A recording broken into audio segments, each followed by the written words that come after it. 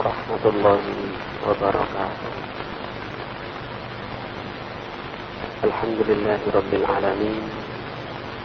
Wa bihi nasta'inu ala umuri dunya waddin. Ashhadu an la ilaha illallah wa ashhadu anna Muhammadan abduhu wa rasuluh. Allahumma salli wa sallim wa barik ala nabiyyina Muhammad wa ala alihi wa ashabihi ajma'in. Ma ba'du. Jamaah salat maghrib Masjid Mujahidin rahimakumullah. Alhamdulillah kita ditakdirkan bertemu kembali oleh Allah pada malam hari ini untuk melanjutkan kajian fikih. Pada pertemuan yang lalu jamaah kita membahas tentang hal-hal yang berkaitan dengan wakalah. Terakhir poin yang kita bahas adalah bahwa wakil itu adalah amin. Wakil itu adalah orang yang diberi mandat, diberi amanah. Artinya wakil itu tidak bertanggung jawab seandainya ada satu kerusakan atau ketidakberesan, kecuali tidak beresan itu disengaja oleh wakil itu. Wakil itu tidak bisa dituntut. Kenapa? Karena wakil itu adalah amin atau orang yang diberi amanah. Sekarang at-tawkilu bil khusumah. Boleh kita itu mewakilkan seorang wakil bil khusumati untuk satu permusuhan atau perdebatan, seperti mungkin pekerjaannya lawyer atau pengacara. Yang dimaksud adalah ini. Jadi mereka disuruh mewakili di persidangan tentang tuduhan-tuduhan yang dia tuduhkan. Kalau seandainya masalahnya adalah masalah pembunuhan, dia disuruh mewakili tertuduh untuk menyatakan apakah dia itu pelaku sebenarnya atau tidak. Kalau seandainya masalah perampokan, ya dia diminta untuk menjadi wakil. Apakah betul dia itu perampok atau tidak. Nah, pada dasarnya lawyer atau pengacara itu pekerjaan yang mulia pada dasarnya, pada awalnya. Kenapa kok mulia? Karena lawyer atau pengacara itu dijadikan pengacara untuk mendudukkan perkara yang sebenarnya, bukan membenarkan yang salah atau menyalahkan yang benar. Itu bukan inti lawyer atau. Tapi sekarang kan lawyer itu bergeser. Tugasnya adalah bagaimana memenangkan kliennya. Ya opo klien yang salah itu bisa bebas dan tidak dinyatakan salah oleh hakim. Semakin mampu lawyer itu mengatasi hal itu, semakin tinggi bayarannya. Jadi kalau dia mampu mengatasi masalah yang salah menjadi benar itu, wah itu hebat itu. Ya, lawyer seperti itu, lawyer yang sakti, yang biasanya sering saya sampaikan, biasanya gajinya tidak bulanan atau tidak per perkara, tapi dihitung berapa menit dia mendampingi kliennya. Hitungannya menit, Pak. Ya, hitungannya berapa menit. Wah, jam terus saya itu. Menit bisa nih. Nah, nanti dihitung. Gajinya luar biasa. Yasihu at-tawkilu bil khusumati fi isbatid duyuni wal a'yani wa sa'iri huquqil ibad. Boleh mewakilkan ketika ada satu perselisihan, apakah untuk menyatakan orang itu punya hutang atau punya hak yang harus ditunaikan, ya, itu boleh diwakil kepada orang, termasuk menagih utang. Itu kan wakil, itu boleh. akana rajulan am imra'atan sawa'un radhiya bil khasm am lam yarda li annal mukhasama haqqun khalisun lil muwakkil. Jadi perseteruan apapun ketika orang yang terlibat perseteruan itu tidak mampu menjawab sendiri atau mengatasi sendiri, dia boleh menyuruh orang lain sebagai wakilnya, apakah untuk menjawab pertanyaan atau untuk apa, yang jelas dia serahkan kepada wakilnya. Falahu an yatawallahu binafsi, meskipun dia sendiri boleh tidak menyuruh orang lain untuk mewakili dirinya. Tapi dewe, aku rasalah kok. Sejak nanti tak eloi. Mau pengadilan, mau kepolisian, mau kehakiman, tak ikuti. Karena saya tidak salah, boleh. Tapi diwakilkan pun boleh. Wahal yamlikul wakilu bil khusuma al-iqrar ala muwakkilihi.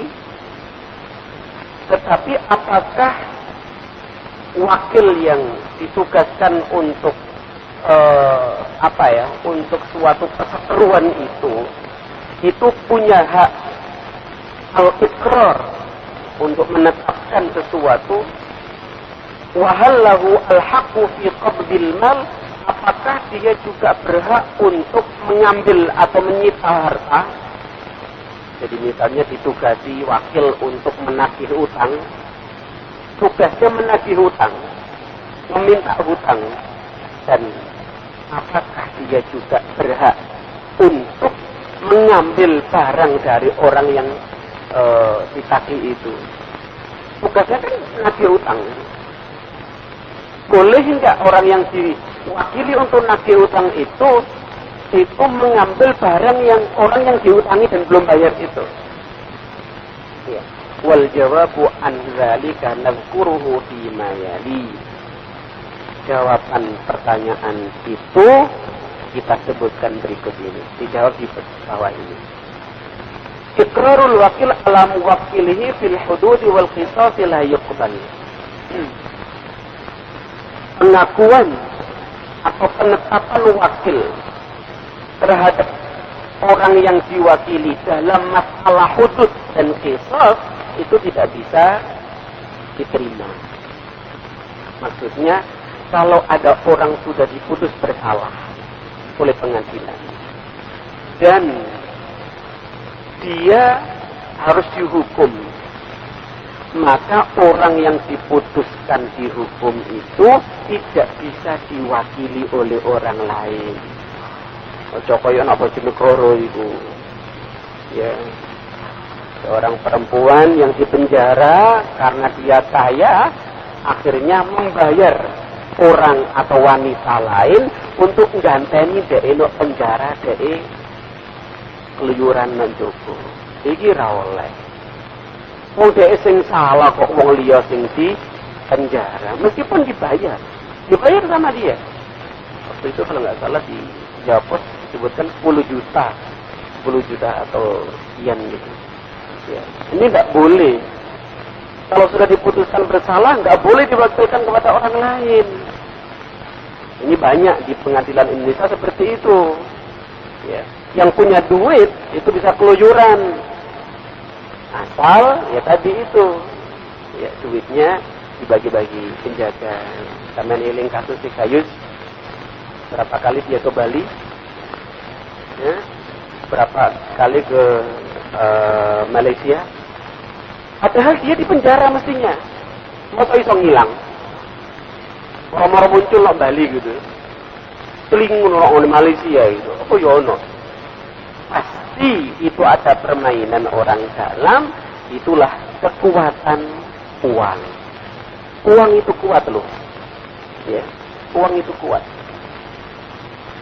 Tapi sesungguhnya kekuatan uang itu bisa dilawan dengan kekuatan iman. Kalau orang itu imannya kuat, sebesar apapun uang yang diiming-imingkan, nggak akan bisa menggoyahkan imannya. Oh tidak, saya tidak mau menerima itu. Oh itu suap, nggak mau. Oh itu nyogok, saya nggak mau. Ya, nah itu kekuatan iman.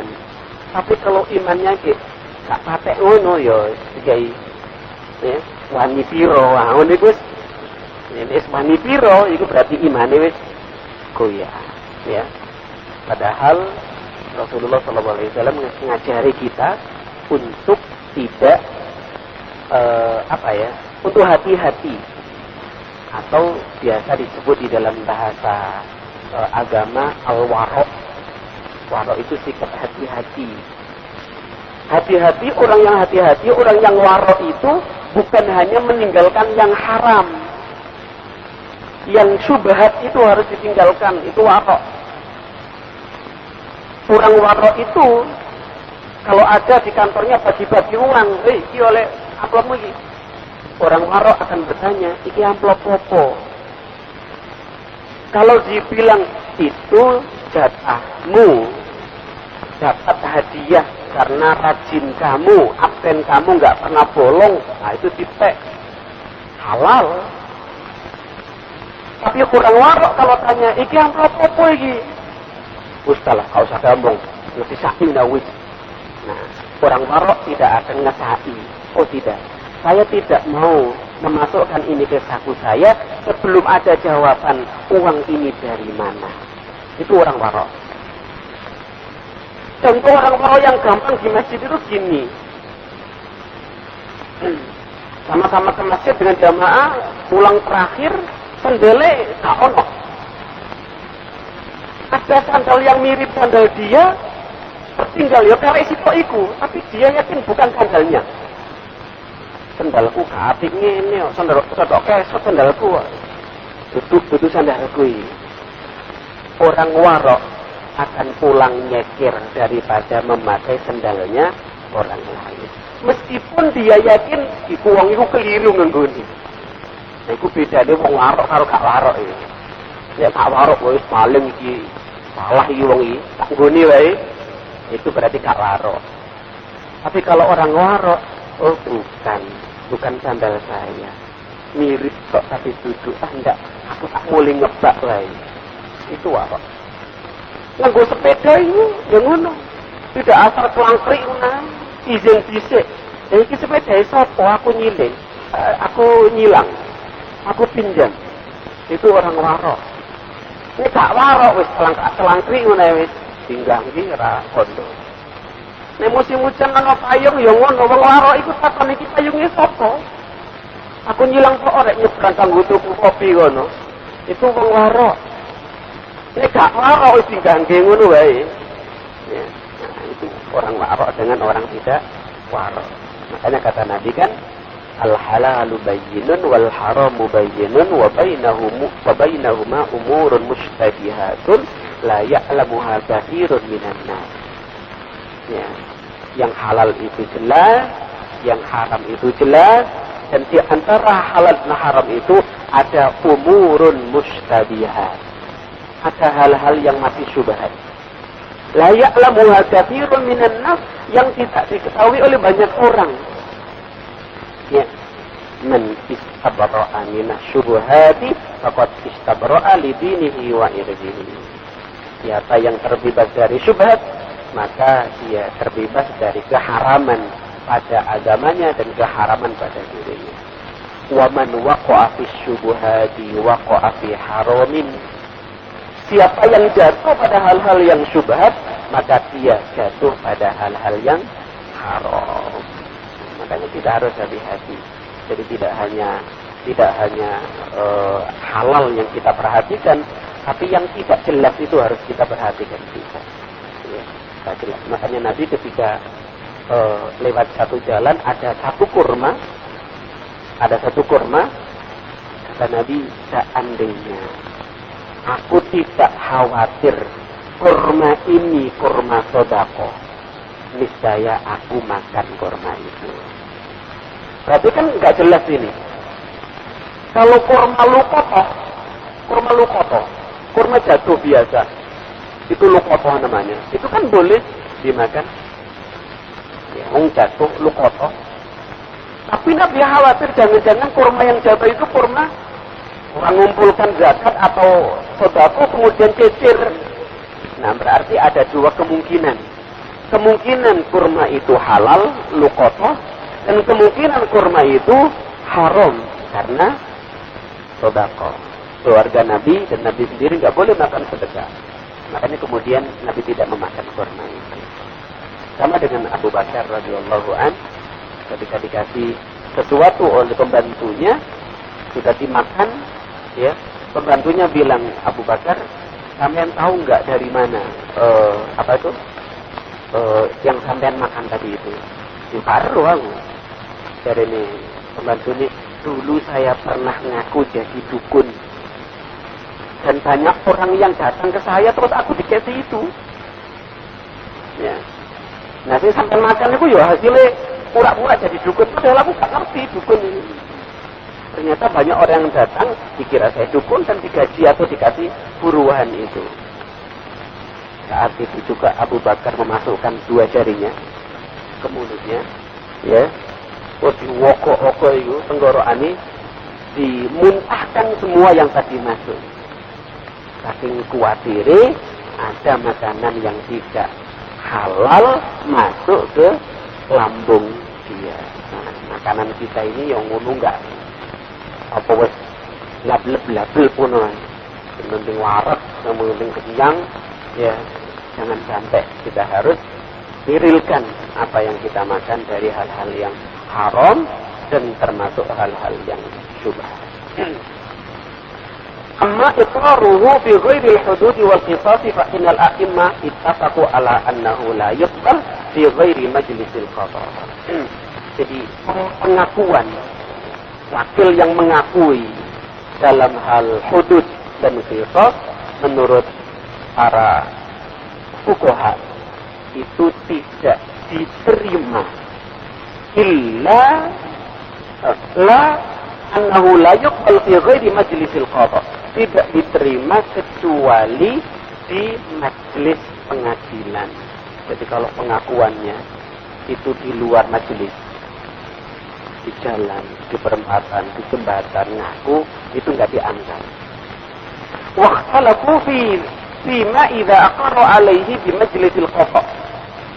Tapi bagaimana seandainya wakil tadi itu menyatakan pernyataan di majelis pengadilan?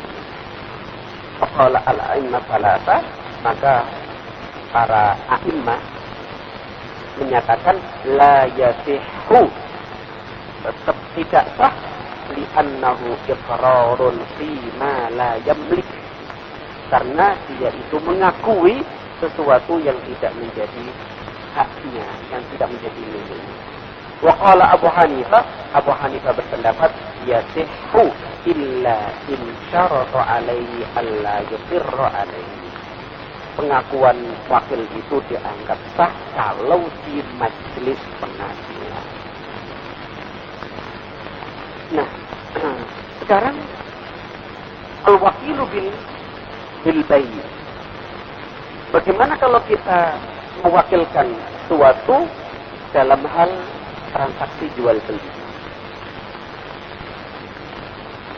Man wakala ghairahu liyabi'a lahu syai'an wa atlaqa al-wakala falam yuqayyidhu bi thamanin muayyan wala an yabi'ahu muajjalan aw muajjalan falaysa lahu an yabi'a illa bi thamanil mithl wala an yabi'ahu muajjal.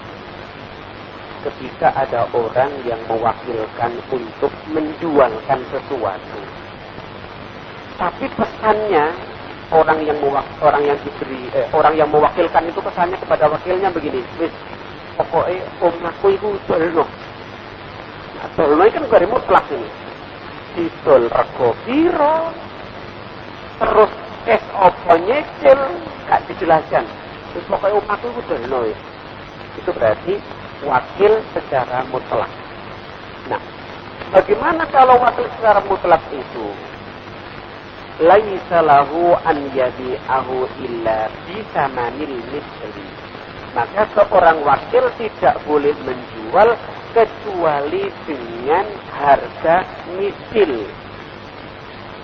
Harga misil itu harga apa? Kan nggak disebutkan sama pemilik rumahnya, rumah ini harus dijual berapa, nggak dipesankan. Juga tidak dipesankan cash atau kredit juga enggak, pokoknya dolno gitu aja. Maka pada saat itu rumah itu harus harganya harga misil.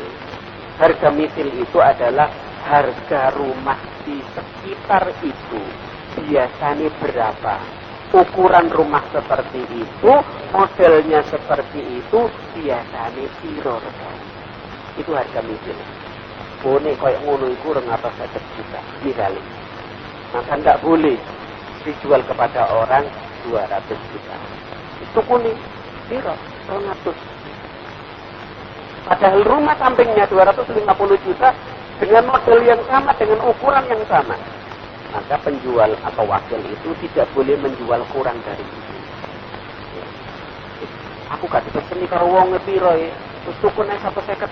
Tuh tambah 150. Ya, tonggoe mau payo 250 atau no. Nah, harganya harus harga misil. Harga misil itu harga sampingnya roto-roto piro. Wala an yabi'ahu mu'ajjalan, dan tidak boleh wakil itu menjual dengan cara dicicil. Harganya harga misil dan harus cash, tidak boleh dicicil. Falau ba'ahu bima la yataghaban an-nas bimithlihi aw ba'ahum mu'ajjalan lam yajuz hadzal bai' illa bi ridha al-muwakkil. Seandainya wakil tadi itu menjual dengan cara kredit, maka akad itu tidak sah dan tidak boleh illa biridho al-muwakil, kecuali orang yang memberi mandat itu mengiyakan. Sudah ada kesepakatan. Jadi nyicil apa cash ini? Ya nyicil lah, misalnya begitu. Sudah oke, nyicil, kemudian dilaporkan kepada pemilik rumah. Ya apa iki ana sing gelem omah sampean 250 juta tapi nyicil.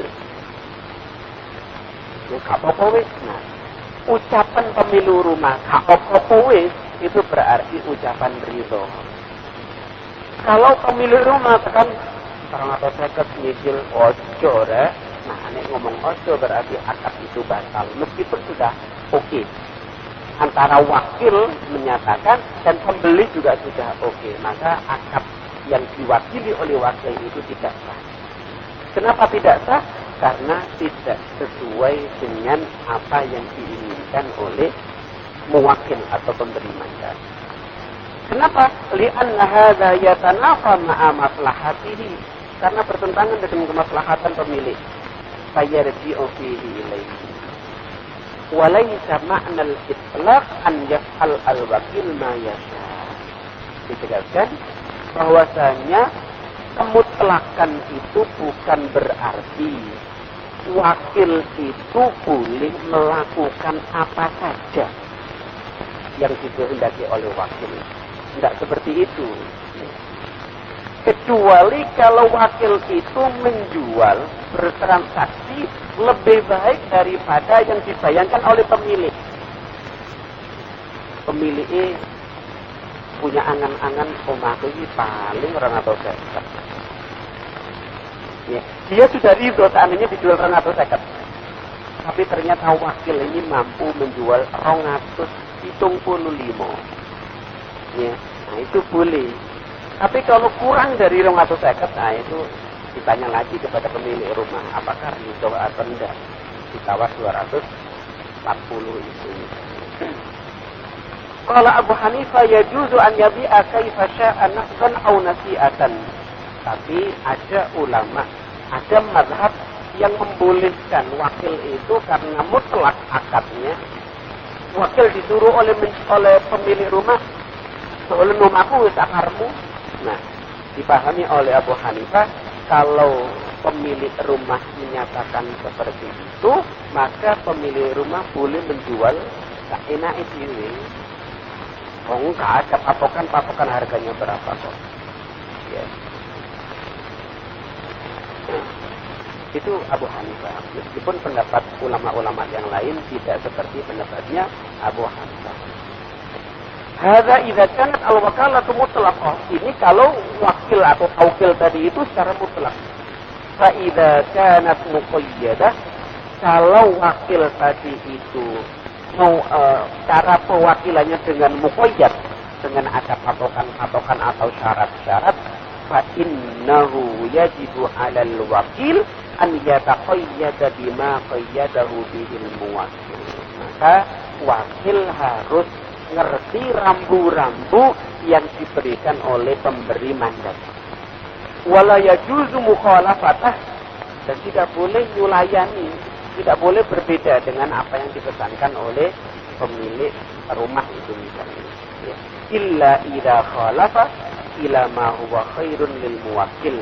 Kecuali kalau berbeda dengan pesan pemberi mandat itu, pesannya lebih baik. Seperti tadi saya bilang, ya. Jadi pemaku itu dalam kira orang ngatur.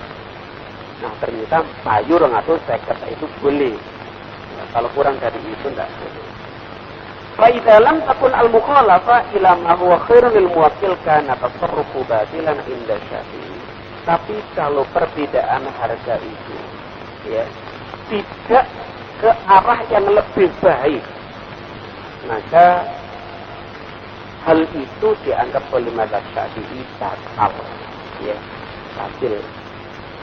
Nah, terakhir sebelum ada yang jawab, boleh enggak wakil tadi itu membeli untuk dirinya sendiri? Jadi ada orang diberi wakil, kelomaku, ya, seiman datang keloma, tapi akhirnya dituku dewe. Ya. Dia sebut akhirnya pembeli. Ternyata pembelinya dia sendiri. Nah, boleh nggak seperti itu? Idza wukila fi bai'i syai'in hal yajuzu lahu an yashtariyahu li nafsihi, qala Malik lil wakili an yashtari min nafsihi li nafsihi bi ziyadatin fi tsaman. Ya, kata Imam Malik, boleh wakil itu membeli untuk dirinya sendiri dengan catatan harganya lebih mahal dari harga yang dipatok oleh pemilik rumah. Kira-kira sampai betul Romatus. Jangan kurang. Kalau menurut madhabnya Imam Malik, silakan dibeli, tapi tidak boleh kurang dari 200 juta. Ya, menurut pendapatnya Imam Malik. Wa qala Abu Hanifah wa Syafi'i wa Ahmad fi adhari riwayatihi la yasihhu shira'ul wakil min nafsihi li nafsihi. Tidak boleh, kata mazhab Abu Hanifah, kata mazhab Asy-Syafi'i, kata mazhab Ahmad bin Hanbal, bahwasanya tidak sah seorang wakil itu membeli barang yang diwakilkan pada dirinya untuk dirinya sendiri. Kenapa kok tidak boleh? Li'annal insana harisun bi tabaihi ala an yashtariya li nafsihi rakhisan. Karena manusia pada dasarnya ingin secara tabiat bahwa yang dibeli itu untuk dirinya sendiri itu pasti ingin murah. Nah, itu tanggo dewe-dewe. Wa gharadul muwakkil al-ijtihad fi ziyadah. Padahal orang yang memberi mandat itu ketika memberi mandat kepada orang itu berharap agar harganya lebih tinggi daripada yang ditawarkan. Wa bainal gharadaini mudadda. Orang yang ingin membeli untuk dirinya sendiri tentu ingin semurah mungkin. Tak perlu biro main. Yo apa ning nang 150. Ya. Lagi kon ngedol malah ditawasi. Ya. Nah, mesti orang yang ingin membeli untuk dirinya sendiri ingin semurah mungkin, kan gitu. Makanya Imam Abu Hanifah, Syafi'i dan Ahmad menyatakan tidak boleh untuk dirinya sendiri. Itu sudah diakatkan wakil kok. Ya. Dibeli untuk dirinya sendiri. Wakil untuk menjualkan, bukan untuk dibeli dirinya. baik sambil menunggu kita kalau ada yang ditanyakan dan ada baik lakin dan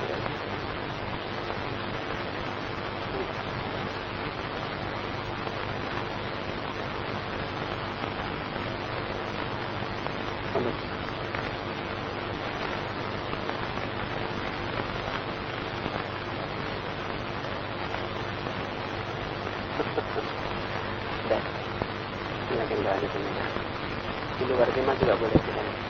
Assalamualaikum warahmatullahi wabarakatuh. Ini yang saya mau tanyakan. Kita menyuruh mewakili kita untuk melamar. Ya, kita Menyuruh seseorang, misalnya di Makassar, suruh lamar anaknya siapa gitu. Misalnya diri saya.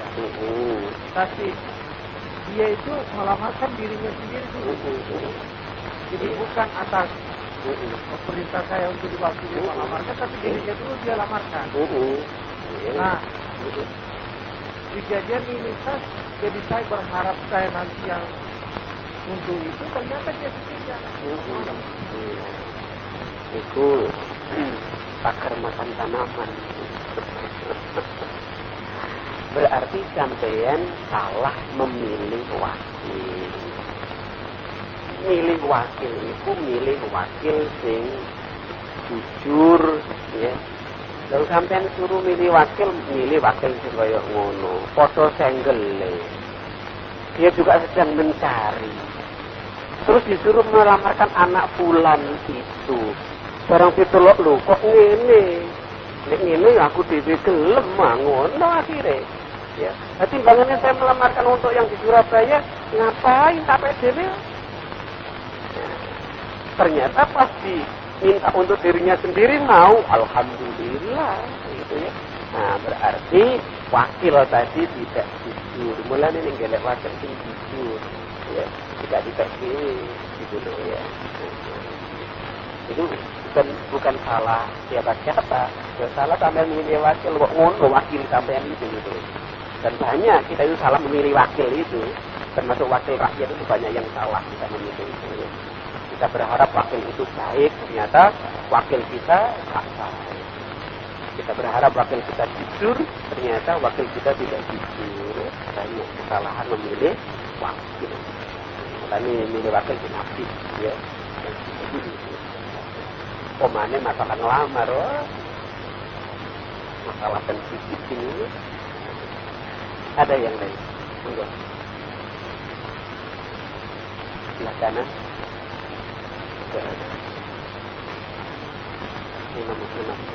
Imam. Silakan Mbak. Coba mungkin di pojok-pojok ini deh.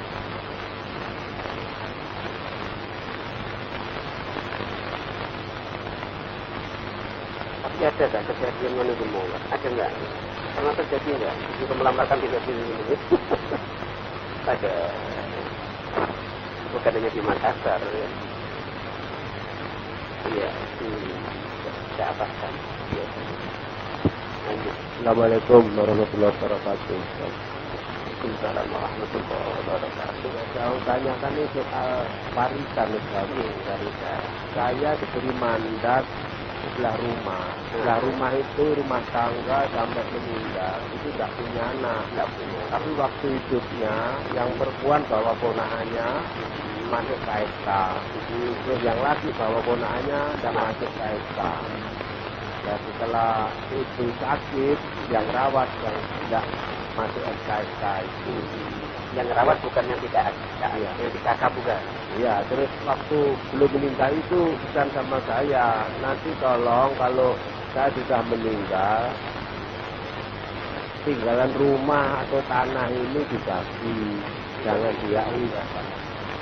Lastri saja, namanya kan lastri gitu. Juga tak sabar haji itu, laki-laki perempuan sudah haji semua yang Di rumah itu. yang menguasai waris ini tadi, tapi tidak mengilukan itu. Dia tidak ngurusi waktu sakit, tidak ngurusi, yang ngurusi saya. Waktu rusak rumah yang ngurusi juga saya. Itu jawabnya. Dia termasuk ahli waris enggak Pak? Ya kan? Dia tadi itu termasuk ahli waris enggak? Termasuk ahli waris enggak? Bukan. Jadi ponakannya tadi Cuma sama-sama ponaan, cuma ini tidak masuk KSK malahan yang yang masuk KSK ini dirampung itu dia. Pertama begini, ahli waris itu tidak ditentukan apakah orang itu masuk dalam KSK atau tidak. Ya, dan lagi ahli waris itu tidak ditentukan orang itu satu KSK atau tidak. Belum tentu orang yang dalam satu KSK itu termasuk ahli waris. Ya, oke, gitu ya. Jadi ahli waris itu misalnya keluarga ini tidak punya anak. Siapa ahli waris utama? Orang yang nggak punya anak. Ahli waris utama orang yang tidak punya anak pertama adalah orang tuanya. Orang tua, dua orang itu. Ya. Kalau orang tuanya sudah tidak ada, ahli waris utamanya adalah saudara-saudaranya. Dulure orang yang nggak punya anak ini sopo wae. Ya, dulur ini sopo wae. Nah, kalau dulurnya tidak ada, saudaranya nggak ada. Anaknya dulur ada nggak? Ya, anak dulur. Jadi sekali lagi ahli waris itu tidak ditentukan apakah dia masuk KSK atau tidak. Tapi urut-urutan kekerabatan secara jalur itu mana? Nah itu yang berhak mendapatkan warisan. Ya. Terus alasan misalnya begini, itu kalau ngeramut pada saat sakit kok mendapat, misalnya begitu. Mungkin saja, mungkin. Ya. Sangat mungkin orang yang tidak ikut merawat tapi mendapatkan warisan karena secara jalur itu dia memang yang paling berhak. Mungkin. Ya. Tapi yang penting adalah bagaimana harta si mayit ini disalurkan kepada yang berhak. Nah, orang yang rambut seandainya dikasih hibah itu boleh. Yang rambut di ya tadi itu yang mayit tadi dari jenazah tadi itu yang meninggal itu boleh dikasih. Kalau memang dia itu tidak termasuk ahli waris, maka dia boleh mendapatkan harta si mayit dengan cara hibah, yaitu pemberian dikasih. Tapi pesan Nabi, hibah itu tidak boleh lebih dari 1/3 dari seluruh kekayaan si mayit. Kalau total kekayaan si mayit itu misalnya 300 juta, maka yang dihibahkan kepada orang yang rawat itu tidak boleh lebih dari 100 juta. Tidak boleh lebih. Selebihnya yang 200 juta itu diberikan kepada ahli warisnya. Lho kan duwe anak bapak atau ibunya. Kan duwe memang bapak ibu gak ono. Ya, saudara-saudara. Ya, saudaranya itu adalah orang yang paling berhak untuk mendapatkan warisan. Nah, sangat mungkin tadi saudaranya jauh ketika dia ini sakit nggak pernah ngerawat. Barang itu meninggal datang misalnya. Ya, terus dia berhak untuk mendapatkan secara hukum waris. Ya. Nah, tapi yang penting sampean kan sudah diberi amanat untuk menyampaikan dan sampean sudah sampaikan, nah, sampean sudah bebas dari tanggungan dosa. Aku wis dibeseni karo sing mati ngono, wis tak sampekno nang sampean kabeh, terserah sampean gelem atau gak gelem, yaitu pesan iman. Nah, sampean sudah terbebas dari tanggungan menyampaikan. Cukup mungkin Bapak Ibu kita akhiri. Masih ada yang sudah nyatakan Bapak? Sudah.